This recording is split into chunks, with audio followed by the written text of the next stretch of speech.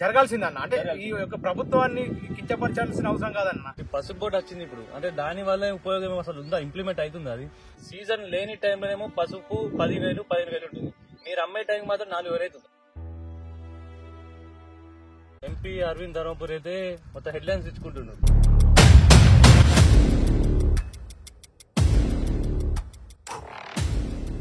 ఎంత కష్టపడి చూడు, ఎంత వేసి, ఎంత శ్రమపడి, ఇంత పంటలు పండించి ఇది చేస్తే మా దగ్గరికి వచ్చేవరకల్లా మార్కెట్ డౌన్ చేసినాక మేము ఎట్లా బతుకుంటారు అన్న. మేము ఏదో ఉద్యమాలు చేసి గొడవలు చేసుకోవాలని మాకు అవసరం లేదు, ఏ రాజకీయ సంబంధం అవసరం లేదన్న. మాకేందంటే కష్టపడ్డ సొమ్ముకు ఫలితం ఉండాలని చెప్పి మేము అంతే తప్ప అంతకు మించి ఏం లేదన్న. Hello everyone, welcome to people's talk. So ఈ రోజు అయితే మనం ఒక పసుపు రైతుల దగ్గరికి వచ్చినాం. ఎవరైతే పార్టీలకు అతీతంగా రైతు ఉద్యమాల కోసం కొట్లాడి వీళ్ళకి కావాల్సిన పసుపు బోర్డు అయితే తెచ్చుకున్నారు. నమస్తే అన్న, ఎలా ఉన్నారు? నా పేరు కోరనారాయణ, మా చలిగల గ్రామము. మేము పసుపు పండిస్తాము, మొక్కజొన్న పండిస్తాము, వరి కూడా పండిస్తూ ఉంటాం. మాకు పసుపు అంటే ఈసారి కొంచెం మద్దతు ధర కనిపిస్తుంది. ఇప్పుడు రైతులం అంటే చాలా ధర్నా చేసినామన్న. ప్రతి విషయంలో కూడా దేనికైనా వెనకాడకుండా ఆ రోజు అంటే పార్టీలకు అతీతంగానే ధర్నా చేసినాం. మాకు ఈ పార్టీ ఆ పార్టీ అనే సంబంధం లేదన్న. మేము ఏదైనా పార్టీలకు సంబంధం లేకుండానే ధర్నాలు చేసినాము. ఈ రోజు పసుపు కూడా మంచి ధర ఉందన్న. మాకు ఇప్పుడు షుగర్ ఫ్యాక్టరీ కోసం కూడా అడిగితే కూడా షుగర్ ఫ్యాక్టరీ కూడా ఓపెన్ చేస్తామని అంటున్నారు. ఇప్పుడు మన స్వాతంత్రం వచ్చి 70 సంవత్సరాలు దాడిపోయింది. ఎన్నో గవర్నమెంట్లు మారినాయి, ఎంతో నాయకులు అచ్చిళ్ళు పోయారు. రైతుల సమస్యలు అయితే ఇంకా అట్లే ఉంటున్నాయి. మా రైతుల్ని ఎవరు ఏ ప్రభుత్వం ఉన్నా పట్టించుకున్నట్టు ఆ నాదులే లేరన్న. ఎవరున్నా మేము కష్టమైతే తప్పలేదు. ఎవరైనా మాకంటే ప్రతి ఒక్కళ్ళకు రైతులకు మద్దతు ఉంది, ప్రతి ఒక్కళ్ళకు మద్దతు ఉంది, కానీ రైతులకు మద్దతు లేదన్న. ఏ పంట పండించినా ఇప్పుడు ఇవాళకు పండించినా కానీ వాళ్ళకు దళాలకు ఉంది, కానీ రైతుల దగ్గర అయితే మాకు మద్దతు అన్నది ఏంది కూడా కనబడట్లేదన్న.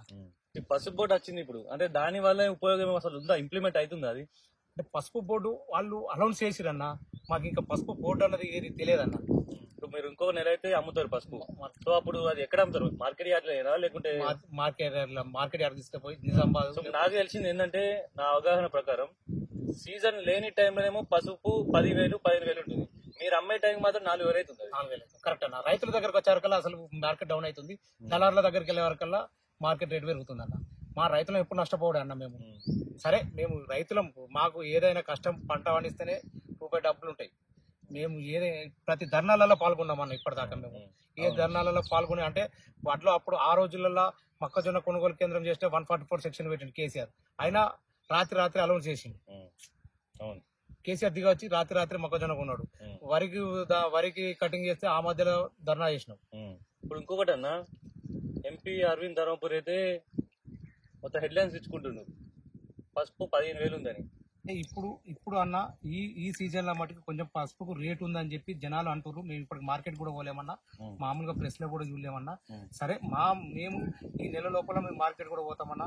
దేవుని దయాల మంచిగా ఉంటే, పసుపు రేటు మంచిగా ఉంటే మా అదృష్టవంతులం అన్న. రైతులు కష్టపడేందుకు రూపాయి మిగులుతుంది అన్న.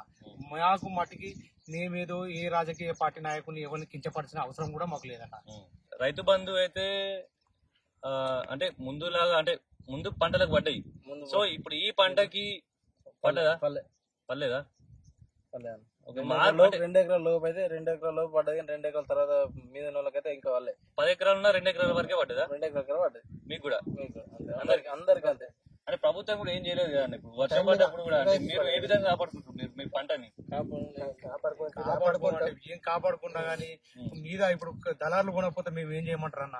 ఇప్పుడు ఎంత కష్టపడి చూడు, ఎంత వేసి, ఎంత శ్రమపడి, ఇంత పంటలు పండించి ఇది చేస్తే మా దగ్గరికి వచ్చేవరకల్లా మార్కెట్ డౌన్ చేసినాక మేము ఎట్లా బతుకుంటారు అన్న. ఇప్పుడు అట్లాంటి మీడియా ద్వారా నుంచి అయినా గానీ గవర్నమెంట్ గానీ ప్రతి ఒక్కరు తెలితేనే బాగుంటది అన్న. రైతులము ఏంటంటే మేము ఏదో ఉద్యమాలు చేసి గొడవలు చేసుకోవాలని మాకు అవసరం లేదు, ఏ రాజకీయ సంబంధం అవసరం లేదన్న. మాకేందంటే కష్టపడ్డ సొమ్ముకు ఫలితం ఉండాలని చెప్పి మేము అంతే తప్ప అంతకు మించి ఏం లేదన్న. సో అంటే ఇప్పుడు మార్పు అయితే జరిగింది మన తెలంగాణ, మంచిగా జరిగింది. అంటే ఇది జరగాల్సిందన్న. అంటే ఈ యొక్క ప్రభుత్వాన్ని కించపరచాల్సిన అవసరం కాదన్న. ఎందుకంటే ఇది మార్పు వస్తేనే ఇలా రైతులం బాగుంటాము, అందరం బాగుంటాం. అంటే ప్రతి ఒక్క నాయకుడు ఎప్పుడు కానీ ఒక్కో నాయకుడు ఉంటే ఇలా జనాలను ఉండదు. ఈ ప్రభుత్వం చేయగలుగుతుంది కావచ్చు అన్న, రైతులను మేలు చేయగలుగుతుంది కావచ్చు. చూద్దాం ఏముందన్న. ఇప్పుడు 2 నెలలకు వచ్చిర్రు.